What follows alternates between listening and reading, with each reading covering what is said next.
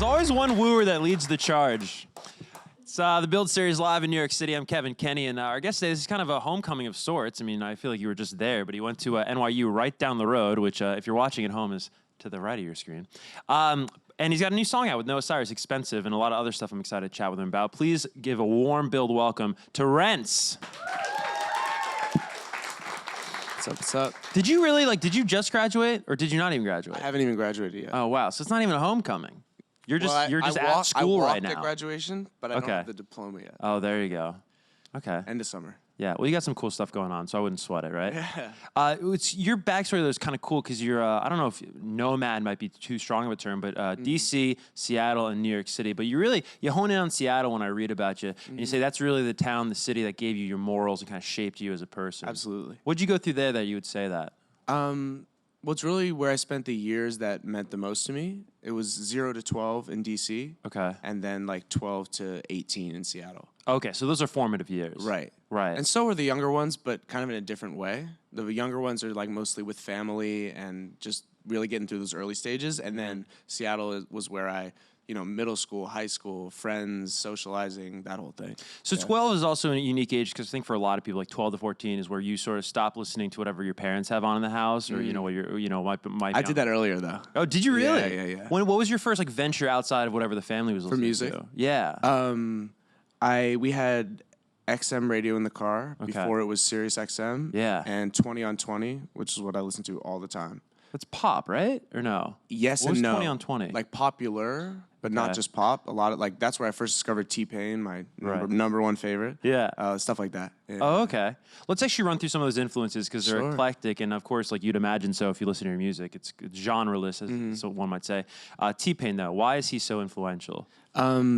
He's so influential for the same reason that someone like Sade is or John Mayer, these figures that did what they did without thinking about what other people were doing. And that's something that's super important to me, just being a pioneer of what I want to do. And so those are the people that I look to for that. So T-Pain specifically pioneered, of course, auto-tune in the mid-2000s. And is that the sound that you gravitated towards? It's not the auto-tune, it's him and his presence and his voice that's beneath the auto-tune. Okay. The auto-tune was the thing that he was doing that was different, that other people hadn't accepted yet, that he popularized, but him, it was just him. His character, his persona that attracted me. Yeah. There's also a lot to learn from T-Pain and from a business perspective in music, because I don't know if you know the famous story, but he was offered huge. Yeah. He was offered a huge, if you don't know this story at home, he was offered a huge contract, but the major labels were focusing on just that one I'm Sprung song that was blown up. And Akon said to him, you can take that or I can give you a career. Yeah. He took the career. For 20 grand. So he took a huge, pay cut up front, but of course it paid off. Yeah, hugely influential. Let's talk John Mayer though. Sure. Why is he so influential to you? I mean, he's John Mayer. I'm going to the Garden tomorrow. Are you? Yeah. Checking him out? Have to. His just Continuum is an album that I could listen to any day, many times a day. And just, something that he harped on later, posting about his work at Electric Lady nearby, was that everyone was telling him not to do what he was doing. And now those are everyone's favorite songs. Right. So that's something that I hold super close to my heart. Yeah, that's something you do, I take it, right? Where you listen to yourself before you listen to anybody else. Yes. Yeah? Why do you hesitate? Sometimes. Because it's important to listen to other people as well. Well, how do you pick and choose as an artist? Because I think that's a fine line, right? It's a fine line, but you know. When do you know? Can you quantify something like that? I think it's hard to quantify because it's a gut thing. Right. In individual decisions and in big picture decisions, you have to go with what feels right to you. In everything. In music, in life, everything. Yeah. It's all about the gut. That's when a lot of artists, we talk about a lot on the show, but a lot of artists that maybe you loved as a kid, right? They fall off or they're not as hot as they once were, and they'll always tell you, man, they started listening to other people, Sade, though, I love Sade. Why is Sade so huge for you? For similar reasons. One, because the music is just unbelievable and amazing. Diamond Life could come out tomorrow and it would be just as hot, you know what I mean? But because she was doing the same thing, and to this day, she only releases music when it's perfect to her. and I admire that so much. Yeah, totally. I dig that Neptune's remix of By Your Side. You ever hear that? Crazy, Yeah, I love yeah, that little crazy. Neptune's bounce. So that you moved from Seattle, right, at 18 to New York, I guess, Yeah. for school. Is that what Yes, brings you for here? school. But what's interesting about that is that I have a buddy who just moved here from Seattle. And Seattle, to me, is like the counterculture, one of the counterculture capitals of our country, right? Mm-hmm. And then you move to New York, which is arguably like the media capital of our country, the mainstream capital of our country. How did you say that New York kicked your ass? How did it kick your ass? You just have to keep moving. You have no choice. Like I was just talking to a friend yesterday saying like you don't live in New York, you survive in New York. Okay. Like you get here and you have to move quickly or you're not going to make it.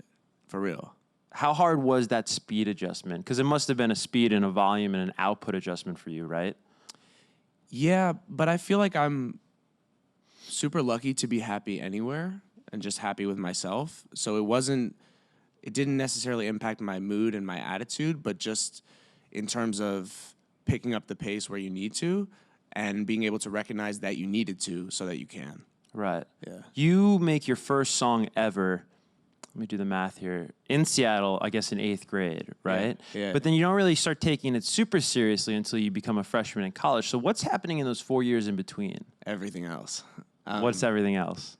Life, playing sports, being social, caring about school, and making lots of music, but also doing other things seriously. Just keeping that as an option, but I never knew that I wanted to fully commit to it. So I was producing and built a studio and doing all those things and DJing for people and traveling and doing that, but couldn't fully commit to that yet.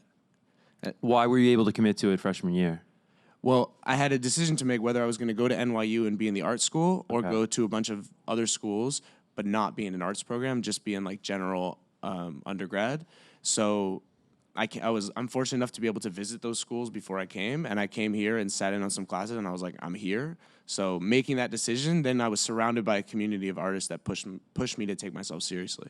Are you an artist that needs that lack of plan B, right? In the sense of like, if you went to a school and you weren't studying arts, you would always have some degree in something else that you Right. could fall back on. I don't know. I guess we'll never know. Yeah. Kanye. When you're living in New York and you're going to school in New York, looking back now, what inspired you the most? What would you tap into the most? Was it the people? Was it the atmosphere? Was it the energy? Was it the eclectic music around you? I would say definitely the people. Yeah. NYU was good. It wasn't unbelievable, but it was good. But it was the reason that I got to be here. But the people from NYU weren't necessarily the people that I was doing all my music with. There were a lot of friends there and a lot of good collaborators, but being in New York meant that I could meet people at shows and go to sessions in different studios and just network and get to know people in Manhattan, in Brooklyn, in Queens, wherever. And those are the people that inspired me. So you're still in New York right now, right? Mm-hmm. But you were telling me before we were live, you're moving on, or you're moving. My lease is up. Your lease is up. I was like, yeah. Well, how are we gonna explain this? So your lease is up on Friday. Yeah. And then you don't know where you're going. No idea. Okay. Yeah. Run us through this. This is wild. I'm in a point right now where I have time, and I want to take advantage of that. So, because I don't know if I always will. So, my lease is up. I know it's time for a change. I don't want to live in the same place. I could have re-upped for another year, but I didn't want to do that. So I figured the next best option is to get a storage unit in Manhattan, put all my stuff in. I got a few things I need to do in August, and then I'm free. So maybe I go to LA and work on a record. Maybe I go to the middle of nowhere and work on a record. The options are so open. Be a very mayor move if you did the latter, right? That's what I'm saying. So you got to have some idea, right? Like Saturday morning, lease is up, everything's in a storage unit. Like where's stop one? Stop one is Chicago. Oh, really? Are you driving? Are you flying? Flying. You're flying to Chicago. Okay. A bunch of friends are playing Lollapalooza, so I'm going to go hang with them, do that thing. Oh, yeah. Then I'm leaving early to go back to Seattle for this boat festival thing called Seafair, which I never miss. And then back to Chicago for a wedding. Okay. Then back to New York for a bunch of sessions with producers and stuff and meetings. And then I don't know. Okay. What's it like being a musician in New York right now? Because it seems like overwhelmingly in the music industry, the scene is really LA. Mm-hmm. I love it. You love being in New York. Yeah. Bigger fish, smaller pond. Okay. idea. Yeah. And you can kind of do your own thing. Absolutely. And I'm a producer as well. So Right. being somewhat self-sufficient enables me to do it wherever I am. It's funny you talk about being a producer and just making your own music and then being sort of separated from the scene. I think of somebody like Drake. I don't know if you're a fan of Drake, but of course, right? Yeah. And then just that OVO camp in Toronto. And they always just kind of like, I think 40 has described it in past interviews as like they're almost training in secret before every album drop, right? Because they're separated, they're doing their own thing up north. They're not really heavily influenced by what's going on in LA necessarily, and they just drop this great music that is so unique and hits in such a different way to the world. So there must be a little bit of that with you producing in New York, right? You're going to have a different perspective than everybody in LA. Right, absolutely. And different sounds and different attitude. And I value that. I love my time in LA, but I like to say that I enjoy going there with an agenda. Like, this is what we're going to do. We're going to be here for this long, and then we're going to leave. Right. Just to stay on top of things. Because I find that in New York, New York keeps me moving, and LA doesn't necessarily. It can, absolutely, but it takes a little more readjustment. Yeah. Well, it's important to go out there, I think, with an agenda, because I think a lot of people go out there and get lost in the sauce, absolutely, if you will, right? Absolutely. And their Instagram it's looks easy great. To do. But like, how many songs have you done? Yeah. You know? Totally. Or how many have you released? Yeah, you know? Exactly, more importantly. I was reading an article, and I forget the outlet, unfortunately, but it was a really great write-up on you, and they were talking about just how homogenous really music's getting, especially pop music and alt pop, bedroom pop, whatever you want to call it, right? This R&B influenced pop. How scary is it as a young up and coming artist? And you do a great job of it. I think you're courageous in this sense to be different and want to put something different out, because it feels like sameness is rewarded, right? Whether it's playlists on streaming services or even just radio to a large extent today, right? Like, homogeny is everywhere. You want to be a part of this algorithm, right? You want to be like this song so that this playlist suggests you, right? But you're out here trying to do your own thing and trying to be different. That's got to be a little scary, right? That's got to take a little courage. It's so freeing. Okay. I think it's the opposite. I think I'm super thankful for the Billie Eilishes of the world and the people that have pioneered breaking down those barriers. And I truly believe that the payoff is so much greater if you can just do your thing. You'll be rewarded if you stick by it and keep doing it. Because it's easy to do things that have already been done, right? But if you can do something that hasn't been done, then eventually people are going to try and do the things that you're doing. Yeah. You want to be the trendsetter and not the trend. Oh, of course. Yeah. No one has ever blown up chasing waves, right? Right. Well, you can do well. People do all the time. But there's a ceiling. Absolutely. Yeah, and it's far lower than the ceiling that you're chasing right now, which I think is admirable. Except the ceiling for them, or the boundaries, are known. Yeah. And in my case, they're not necessarily. Yeah. The risk. That's is a great way of putting it. I think that's the best way of putting it. Because again, if you're chasing something, you're always going to be like someone else, right? Oh, well, they're like this person. You don't want to be that. You want to be Rence. So what is the Rence thing? You're talking about the Billie Eilish thing, right? Like, what is your thing, if you had to sort of try to articulate it or sum it up?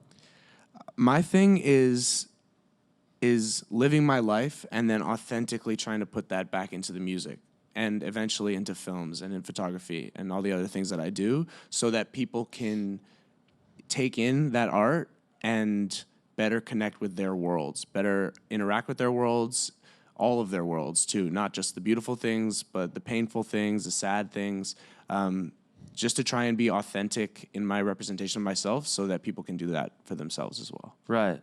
You're very present, and you talk about how your music is a byproduct of you being present, but I think that's like a lifelong, for many people, a lifelong journey, challenge, right, to be present. I mean, some of the most accomplished musicians that we've gotten to chat with aren't present, and they admit to that. Which I scrapped because I'm doing some singles now, but it was called Presence. Okay.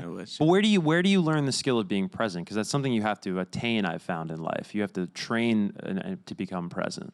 I think from my family. Okay. Yeah. I've been so lucky to have grown up in an environment where I always thought I could do whatever I wanted to do. And whether that's family of origin or family of choice, finding people that inspire you to empower yourself and make bold decisions and not worry about the risks of doing that is so important in making that possible. Yeah. Let's talk about Expensive. Sure. Was this a solo song that had room for a feature? Was this something that you had in mind for Noah? Like, how did this whole song come about? It's an interesting one. I actually wrote and produced a song almost like a year and a half ago. And it kind of sat dead in the water for a little while because there was something missing. And so I finished it and just let it sit. But people would still ask me like, oh, like what's up with that song? Whatever, like friends or collaborators or managers, whatever. And then I just decided that it needed a strong female presence to bring it home, to do it right. And then decided that I wanted Noah on it. So we just attacked it from every angle, hit all her people that knew her or whatever. And then she fell in love with the song and killed it. That's awesome. Was it a long courtship? Did you have to kind of really try to? It was super fast. Oh, really? Yeah, which is crazy. Wow. That's awesome. Yeah. All right, let's get to some fan questions. The first is going to come from right behind me. Did you have any criteria for art selection for the single? For this? Yeah. Yes and no. I didn't want to just use a picture of us. That felt like a cop-out because it would have been easy to do, but I still wanted us represented. So that's why we did the hands, like the watch. You know what I mean? Why is it 238? Just because? Yeah, just because, unfortunately. Okay. I wish I had something cool to offer. And then her tattoos and her nails and just the kind of like ominous nature of like you don't know if these are falling apart or coming together, and that's what a lot of what the song is about. Or like kind of like the resistance to fall apart. Like it's necessary, but you don't want to let go of that.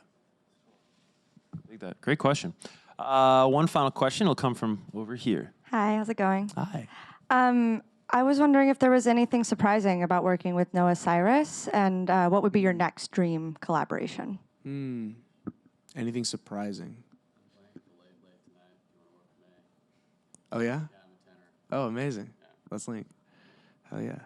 Anything surprising about working with her? I obviously only knew her from her music, and I had no idea of the wonderful person that she was, and that we would connect really on a human-to-human level rather than just like, oh, I'll send you a song, you send the verse back, and then we'll put it out. We actually became really good friends, which has been amazing. And next dream collaborator, we'll put it in the air, John Mayer.